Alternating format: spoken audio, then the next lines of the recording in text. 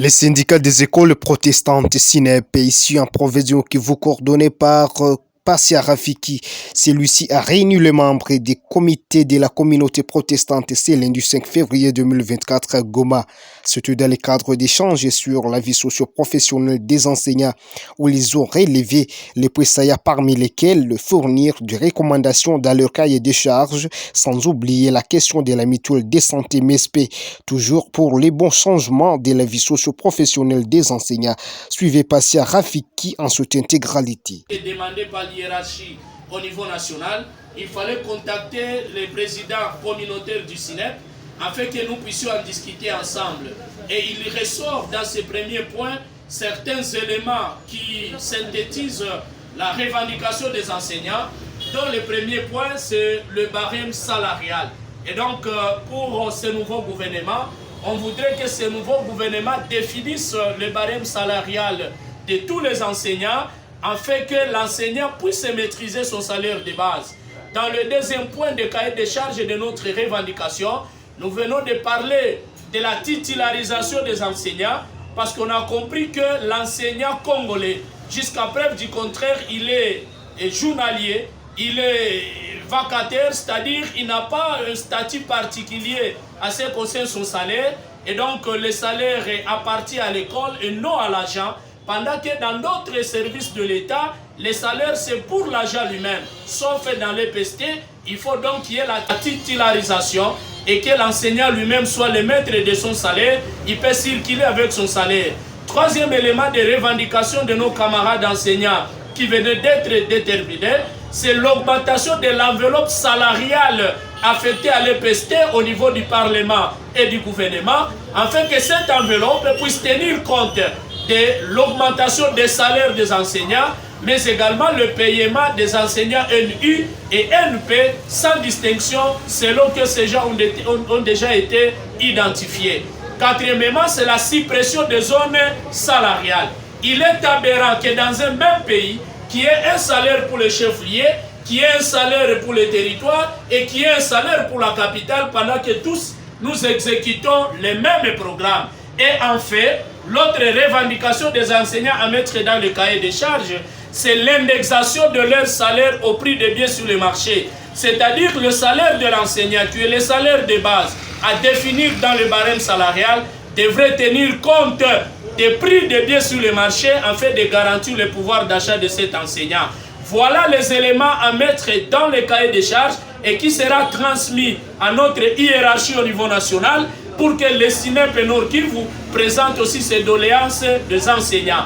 À côté de cela, on a passé en revue la problématique de la mutuelle de santé des enseignants où tous les membres ont félicité d'abord le déploiement de cette mutuelle dans la province du Nord Kivu, notamment Nord Kivu 1, ville de Goma, et Nord Kivu 2, Beni et Butembo, et ils sollicitent en exigeant aux autorités de la MESP de faire tout pour que cette même mutuelle soit déployée dans un laps de temps dans la province éducationnelle du Nord Kivu 3. Parce qu'étant communautaire du SINEP, il ne gère pas les enseignants seulement de la ville de Goma, mais il gère les enseignants sur toute l'étendue du territoire provincial. Et donc, lorsque les enseignants du Nord Kivu 3 seront aussi soignés, ça sera un soulagement pour tous les communautaires, comme ça sera pour le comité provincial. Donc voilà, c'est à quoi nous avions parlé, à ce qui concerne l'organisation du SINEP, à ce qui concerne les cahiers de charges,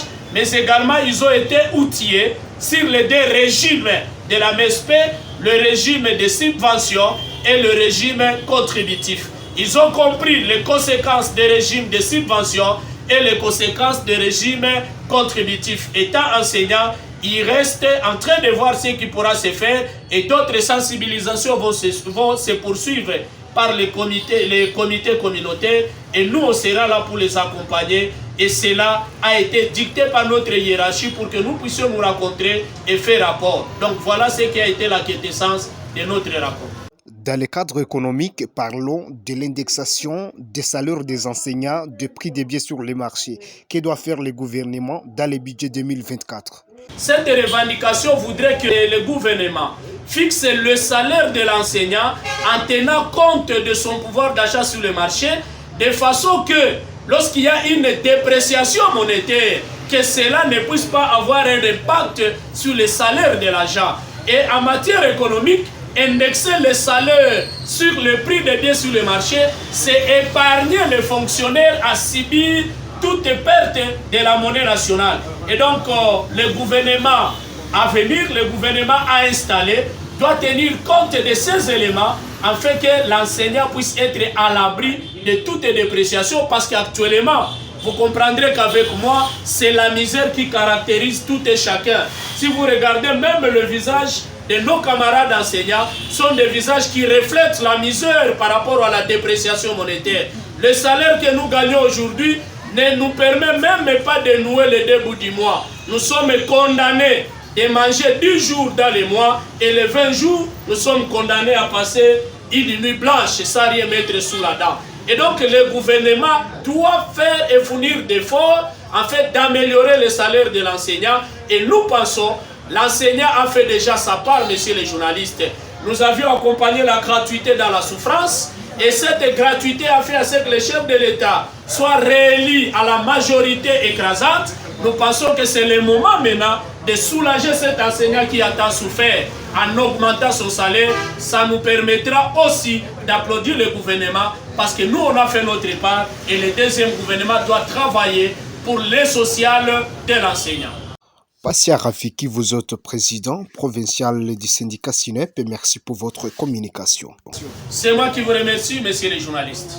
Camarades haut, opprimés. Camarades haut, Opprimés. Camarades haut, Opprimés, opprimés, opprimés.